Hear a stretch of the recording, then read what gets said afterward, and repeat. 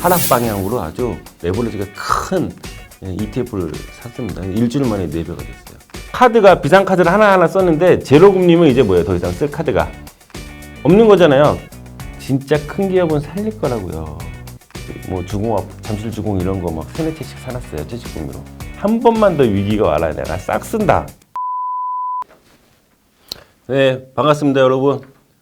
오늘도 사실 반갑게 인사할 게 아닌데요. 지난 편에 이어서 코로나 관련해서 세계적인 이 경제 위기의 진행 과정 그리고 우리 향후 부동산 시장에 대해서 한 번 더 말씀을 드리도록 하겠습니다. 지난 시간에 코로나에 관련해서 제가 말씀을 많이 드렸죠. 근데 안타깝게도 이미 이제 장기다. 장기를 탔다 이렇게 표현을 해야 될 것 같습니다. 용어 정리 하나 해드릴게요. 우리가 위기란 말 쓰는데 제가 보기에는 이럴 때는 위기란 표현이 조금 안 맞아요. 위기는 안 깨지면 그만인 거예요. 그릇이 안 깨트리면 되는 거죠. 근데 지금 이미 그릇이 반이 깨졌는데 이게 무슨 위기입니까? 이제 경기 침체에 들어선 상태다. 이렇게 말씀드리고 싶어요. 그래서 지난 시간에 제가 예측 하나 했는데 참 제대로 맞았죠. 트럼프가 너무 만만히 부는 것 같다. 이거 뭐 그냥 덮고 넘어가려고 그러는 것 같은데 우리나라가 코로나는 먼저 해봤잖아요. 그냥 넘어갈 리가 없다. 미국 접촉 문화도 그렇고 여러 가지 문화상 난리가 날 것 같다. 난리가 났죠. 이건 뭐 개인적으로 좀 씁쓸한 얘기긴 한데 제가 뭐라도 실천을 하려고 미국 주식을 샀어요. 하락 방향으로 아주 레버리지가 큰 ETF를 샀습니다. 일주일 만에 4배가 됐어요. 조금 났으면 조금. 그러니까 말만 하고 뭔가 실행을 안 하는 것 같아서 실행하는 차원에서 한번 해봤어요. 재밌는 게요. 한동안 그 주식 시세, 해외 주식 보느라고 제가 로이터라든가 여러 외국 통신사 실시간으로 계속 기사들이나 그 자료들을 봤습니다. 근데 재밌는 게요. 전 세계가 주식 그래프가 똑같은 거 아세요? 전 세계가. 이게 세계화하고 동조합니다. 이렇게 돼 있는 거예요. 자, 그래서 지난 시간에 이미 말씀드렸어요. 2008년에 금융위기 때 우리나라가 잘못한 게 뭐가 있어요? 우리나라가 아무 문제도 없었거든요. 단지 미국의 뭐 금융회사 파산으로 줄줄이 이어지는 금융위기 때문에 우리가 그렇게 고생을 한 거잖아요. 같이. 자, 그럼 본론으로 들어갈게요. 본론 들어가서 부동산은 당연 하락이죠. 물론 제가 뭐 지난 시간에도 하락이라고 말씀드렸습니다. 단기적으로는 무조건 하락이다라는 말씀드렸어요.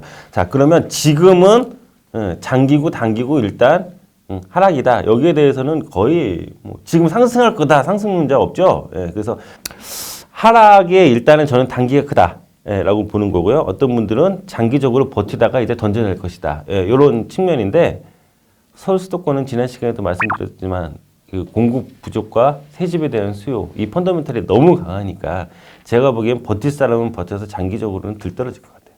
오히려 단기적으로 더 떨어질 것 같다. 자, 단기 기본적으로 얘기할 때 우리가 3개월 정도는 단기죠. 6개월도 우리가 통상 단기로 봅니다. 장기는 그래도 좀 1년은 넘어가야 장기 아니니까 이런 판단 들어요. 그래서 어저께 친구랑 얘기했습니다. 1년 후에 다시 얘기하자. 그래서 향후 3개월, 6개월 후에 하락폭과 1년 후에 하락폭을 보자. 누가 맞는지 한번 보자. 이렇게 얘기한 거예요. 근데 저는 단기에 급격히 올랐기 때문에 단기에 급격히 내릴 수 있다는 생각을 하고요. 장기적으로는 지금 주택 말씀드리는 겁니다. 또 상업용이랑 혼돈하시면 안 돼요. 네, 그렇습니다.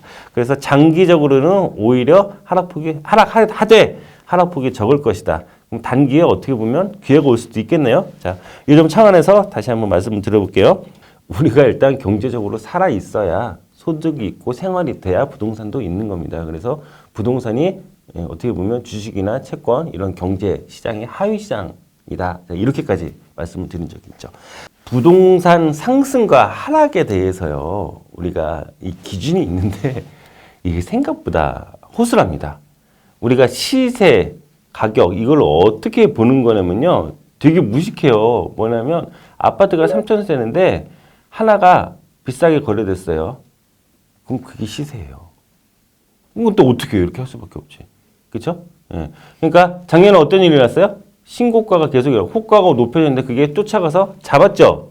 실수요자가 잡았든 전문 투자자가 잡았든. 근데 끝물 느낌에서는 실수요자가 불안해서 잡았을 가능성이 높습니다. 자, 그래서 쉽게 단계별로 올라간 거예요. 근데 지금 어떤 상황이에요? 수요가 없는 상태에서 호가 매물이 나오면서 이제 떨어지죠. 요게 몇 개만 던지면 금방 떨어집니다. 예, 순식간에 떨어져요. 그래서 저는 항상 이렇게 생각해요. 단기가 변동폭이 높다. 쉽게 변동한다. 왜냐하면 단기는 수급에 의해서, 수요와 공급에 의해서 작용을 하고요. 장기는 펀더멘탈, 근본적인 가치에 의해서 가격이 결정이 되거든요. 그래서 단기가 더 왔다 갔다 하기가 좋다. 저는 이렇게 말씀을 드립니다. 자, 그래서 이번에 아마 6월 말까지 다주택자 양도세 완화하는 측면, 여기서 좀 빠져나오는 매물들이 나올 것이고요. 그다음에 지난 시간에 말씀했듯이 보유세 상당폭 인상됐죠. 강남의 아파트 가진 분들 막 200, 300씩 막 올랐어요 지금. 그렇습니다. 이 부담이 되죠 이제. 자, 요 매물이 많지 않아도 돼요. 한 단지당 서너 건씩만 거래되어버리면 그냥 그건 떨어진 거예요. 그렇게 됩니다. 이걸 혹시 주식하시는 분들은 너무 쉽게 이해하실 거예요. 우리가 수천억짜리 회사라도 실질적으로 거래되는 주식의 양은 10%에서 왔다 갔다 하는 거거든요. 그게 전체 가치를 2배로 올렸다 내렸다 해요. 만약에 대주주가 자기 주식을 다 내놨다. 이건 뭐 시장 완전 폭락을 하는 상황이 되는 거죠. 실제로 가격이 모든 지표가 될 수 없다. 몇 개의 거래에 한해 사례일 뿐이다. 그 말씀을 드리는 겁니다. 이 투자의 원칙이요. 항상 보면 누군가 받아줘야 되거든요. 근데 부동산이 안타깝게도 투자를 해서 선회한 다음에 나중에 누가 받아내요? 실수요자들이 받아냅니다. 저는 이런 측면에서 항상 보고 싶어요. IMF 때 강남의 대형 빌딩들을 외국인들이 다 싹 쓸어갔어요. 사실은 빌딩은 산 건 아니고 그 빌딩이 소유한 회사를 인수했습니다. M&A로. 그래서 부동산 싹 쓸어갔어요. 그 다음에 어떻게 했어요? 한 1, 2년 있다가 2배 받고 다시 우리나라에 다 팔았어요. 우리나라 기업들한테. 그러니까 결국은 투자는요. 돈 놓고 돈 먹기입니다. 그렇게 고상한 건 아니에요. 제가 보기에. 실수요자가 물어야 딱 물어줘야 투자 수요가 빠져나와요. 빠져나오는데 지금 어때요? 실수요자가. 패닉 상황이 왔죠. 자, 보세요. 지난 시간에도 말씀드렸지만 기본적으로 가계 경제 대부분 직장이겠죠. 직장이 안정적이어야 집을 삽니다. 근데 이게 전체적으로 경기가 불안한 상황에서 매수 심리가 좀 꺾여 있어요. 그러니까 이런 것 같아요. 사람한테 진정으로 필요한 건 이게 좀 너무 제가 일차원적이고 무식한 얘기긴 한데 진정 필요한 거는 음식이에요. 음식. 그러니까 첫 번째가 공기, 그 다음에 물, 그 다음에 음식, 그 다음에 의복과 주거입니다. 그러면서 이게 경제력이 늘어나면서 확장돼 가는 거예요. 그 다음에 이제 자동차가 들어가고 상업용이 들어가고 이걸 거꾸로 하면 우리가 경제가 어려워지면서 우리가 위기를 맞으면서 뭐부터 털어낼지가 보여요. 원래 투자는요. 선수끼리 주고받아야죠. 이거 실수요자한테 자꾸 던져내니까 이게 정책적으로나 사회적으로 문제가 된 거예요. 이 제로금리라는 게 뭐냐? 우리가 금리 가지고 경제를 일으키고 돈을 풀고 이렇게 역할을 했는데 이제 뭐랄까요, 우리가. 카드가, 비상카드를 하나하나 썼는데, 제로금리면 이제 뭐예요? 더 이상 쓸 카드가 없는 거잖아요. 금리 더 낮춰서 뭐 할 수 있는 게 없어지는 거잖아요. 어떻게 보면 굉장히 전망 부재의 상황이 왔다. 이렇게 이해하시면 될 것 같아요. 다음에 실질적으로 기준금리가 하락했더라도 지금 대출 규제 그대로 들어가고 있죠? 그대로 들어가고 있습니다. 다음에, 투자 수요가 없어지는데 이 금리가 그렇게 큰 영향을 못 미친다. 실제 대출을 우리가 받는 금리는 우리가 느끼는 만큼 기준금리 하락폭만큼 크게 하락되지는 않을 거다. 이런 부분이에요. 그래서 우리가 사상 초유, 처음으로 맞이하는 제로금리의 시대지만 이 제로금리가 우리가 상식적으로 봤을 때는 부동산이 굉장히 상승을 견인할 것 같지만 큰 힘이 못 된다. 그러면 제로금리는 사실 상업용에는 큰 영향을 발휘해야 되는데 지금 상업용이 어때요, 여러분? 점포 가게들이 어떻습니까? 초토화되고 있잖아요. 지난 시간에도 말씀드렸듯이. 그래서 이 금리는 전체적으로 큰 효과를 보지 못할 것 같다. 그럼 지금까지 얘기는 아마 뭐 일반적으로 들은 얘기도 뭐 포함되어 있고, 막 완전히 저만의 얘기는 아닐 수도 있어요. 그래서 저만의 얘기를 한번 들어볼게요. 자, 김 박사만의 한번 시그널을 들어볼게요. 실제로요, 지금 주식시장을 여러분 이렇게 이해하시면 됩니다. 주식시장은요, 선행이라 그러죠. 제가 하나 말을 만들게요. 선행이에요. 선행에서 더 빠른 선행이에요. 다음에 부동산 시장도 선행이에요. 뭐에? 실질 경제 지표에. 실질적인 경제 상황에. 그러면 지금 보세요. 다들 어렵다 그러는데 누구 망했어요? 아직 안 망했죠? 망한 거 못 봤죠? 근데 주식이 왜 떨어졌죠? 망할 거라는 거잖아요. 그렇죠? 이미 어때요? 수요가 줄었죠? 장사가 안 되죠? 예, 이미 어려워졌지만 그렇죠? 아직 망하진 않았잖아요. 그래서 저는 이렇게 생각합니다. 진정한 위기, 미국이고 한국이고 마찬가지예요. 우리가 진정한 위기의 시그널은 뭐냐면 제일 큰 위기입니다. 이게 기업이 망하는 겁니다. 회사가 망하는 거예요. 자, 제 생각에 전 세계 통틀어서 뭐 굴지의 기업이든지 어떤 기업이든지 회사가 망했다는 말이 한마디도 안 나온다면 코로나 위기는 제가 보기에 극복되는 것 같아요. 이게 저만의 시그널입니다. 자, 그러면 2008년 위기 때 우리나라 아무 문제 없었죠? 미국 몇 개 회사가 그 난리를 친 거잖아요. 그러니까 이게 세계화를 넘어서 하나의 기업이 전 세계를 왔다 갔다 합니다. 지금 이런 상태까지 아주 체계적으로 연결고리가 되어 있는 거죠. 그래서 기업 붕괴가 가장 진정한 위기다. 예, 저는 이렇게 보고요. 이럴 때는 한번 자꾸 좌파적으로 생각이 되는 게 진짜 큰 기업은 살릴 거라고요. 우리가 은행도 무슨 짓을 했는지 봤잖아요. 그래서 금융권들이 좀 싫어. 미국 같은 경우는 금융권들을 굉장히 혐오합니다. 얄미워하고 투자은행들 수십억씩 연봉 받고 망하면 투자자가 손실이잖아요. 예. 이거를 경험했잖아요. 우리나라도 지금 그런 쪽으로 가면 하니까 은행은 잘 될 때는 성과 잔치하고 안 되면 나라 돈으로 갖다 막아요. 채권 다 싸줘가지고 이렇게 돼요. 그래서 상징적으로 봤을 때는 항공사가 망해야 되는데 항공사 망하면 결국 우리나라가 또 망하잖아요. 결국 큰 놈들만 살아남고 이런 경제 위기는요. 한번 꿍컹하면 알곡들이 우수수 떨어져요. 중산층들이. 그리고 거기서 살아남은 자본력이 있거나 아니면 원래 돈이 있거나 아니면 중상층 일부들이 부유층으로 쳐 올라갑니다. 이게.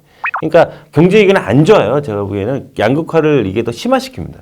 결국은 제가 보기에는 진짜 속상한 얘기인데 자영업자들만 다 작살날 것 같아요. 지금. 1차적으로. 그 다음에 중소기업, 중견기업이 작살나고. 왜냐면 대기업은 어떤 식으로든 보호를 할 거예요. 왜냐면 하나 망하면 어떻게 될지 알기 때문에. 근데 제가 왜 기업이 제일 중요하다고 말씀드리냐면 우리 주위를 보세요. 사장님이 많아요? 직원이 많아요? 그렇죠? 직원이 많잖아요. 예, 회사가 무너지면 이 직원들이 구매력을 다 잃어요. 돈이 있어도 부동산 안 삽니다. 그렇죠? 투자 가이드 한번 들어보겠습니다. 요거는 거의 정설인 것 같아요. 우리가 지금 필요한 게 뭐죠? 현금이잖아요.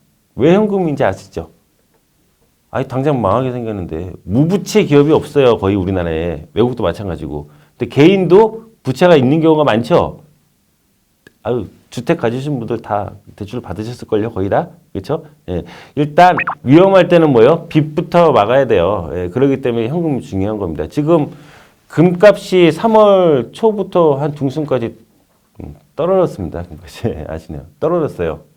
그러면 미국이 달러를 저렇게 무식하게 찍어내고 달러 가치가 하락하니까 금값이 올라야 되는가 이렇게 생각하시잖아요. 아닙니다. 왜 그러냐면 당장 살아야 되잖아요. 금보다 현금이 있어야 기업이 살아요. 그래서 조금 좀 잔인하게 얘기하면 죽을 놈 죽고 살 놈 살고 그렇죠? 그 다음에 달러가 너무 많아서 종이 쪼가리가 되면 그때 금이 가치가 올라갈 거예요. 그 시점은 판단하기가 어렵겠죠. 지금 보세요. 화폐 가치가 떨어지게 불보듯 뻔한데 금값이 떨어졌어요. 그렇죠. 그러니까 위기 상황에서는 우리가 기본적인 이론을 적용하면 안 돼요. 예. 지금 참 재밌는 음모론도 있어요. 지금 러시아가 미국을 한번 골탕을 먹이겠다. 예. 지금 러시아가 막 지금 사우디랑 원유를 막 증산하죠. 이게 음모론인지 진짜인지 뭐 저는 그렇게 판단을 안 하겠습니다만. 예, 미국의 그 정유업체, 세일 업체가 비중이 굉장히 커요. 미국은 군수, 뭐 에너지, 식량, 뭐 언론 이런 게 강하잖아요. 미국이 그렇죠. 예, 이 업체들이 빚이 많거든요. 근데 지금 계속 손해 보고 있거든요. 그러니까 원유 더 낮춰보내면 이게 망한다고요. 근데 보면 다 죽을 것 같다가도 마지막에 화해하더라고. 그리고 풀 것 같아요. 지금 아직 기업이 도산하거나 자영업자가 완전히 망했거나 지금 그런 게 지금 유예시키고 있죠. 돈도 막 빌려주고 막 지금 하고 있어요. 있는데 이제 망해 나가 떨어지면서 경매물이 나오는데 이 심리가 이미 부동산도 선행이라 그랬죠. 앞으로가 예견이 되기 때문에 가격이 떨어져요. 그래서 지금 나온 물건들도 어때요? 유찰이 됩니다. 전략까지 말씀드릴게요. 제가 경매로 상업용을 아주 싸게 낙찰받았다고 한다면 그 다음에 월세도 싸게 놔야 돼요. 버티게. 임차에 나오고 같이 버텨내는 겁니다. 그래서 2, 3년 있다가 완전히는 아니어도 어느 정도만 회복되면 아주 큰 수익을 얻을 수 있을 것 같아요. 기존에 우리가 아파트 가격 많이 오른 것만 봤지 이 상업용 오르는 건 잘 모르시는데요.